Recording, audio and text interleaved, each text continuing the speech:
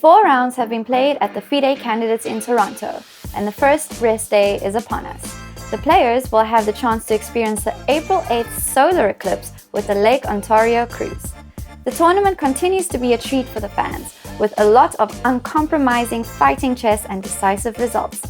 Our man of the day is the winner of 2 previous FIDE candidates tournaments, Jan Nepomniachtchi, who became the sole leader with the win against Vidit. Jan, playing with white, was pressing Vidit out of the opening, both on the board and on the clock. Vidit failed to coordinate his defensive setup, which allowed Jan to use his central pass pawn and piece activity to seal the deal. With 2 wins and 2 draws, the tournament has thus far been a smooth sailing one for the 2-time World Championship challenger. Hikaru Nakamura and Pragnananda were the first to finish today. Nakamura, with the white pieces, did not manage to get much out of the opening in the Roy Lopez and agreed that a draw was a logical result. Against Fabiano Caruana, the top seed, Gukesh demonstrated creative defense in his game.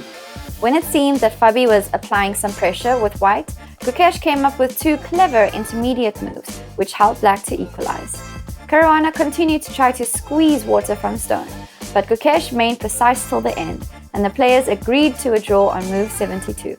In our final game, Alireza Firouzja was up a pawn against Nijat Abbasov, but it did not make much of a difference, as Alireza's extra pawn was a double pawn on the king side, and Abbasov had enough defensive resources to make this an easy draw. Nevertheless, Firouzja exploited all his chances, and the game finished in a draw on move 64. The FIDE Women's Candidates Tournament today had the potential to produce 3 decisive results from some spectacular battles. Unfortunately, one game lived up to expectations.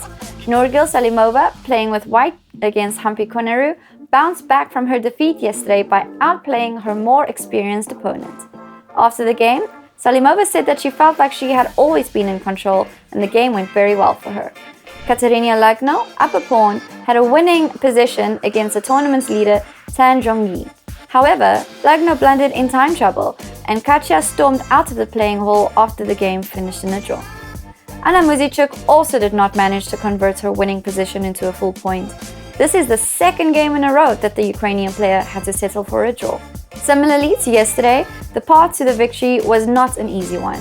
One precise move was required in her rook endgame against 2 passed pawns, and Muzychuk sadly did not manage to find it. The game between Alexandra Goryachkina and Vaishali was a calmer battle. It did not have the surprises and the evaluation swings of the other 3 games, and the game gradually concluded in a draw. We will be back tomorrow as we have a rest day today. As it stands, we have Jan Nepomniachtchi as our sole leader in the FIDE Candidates Tournament and Tang Zhongyi as our clear leader in the FIDE Women's Candidates Tournament.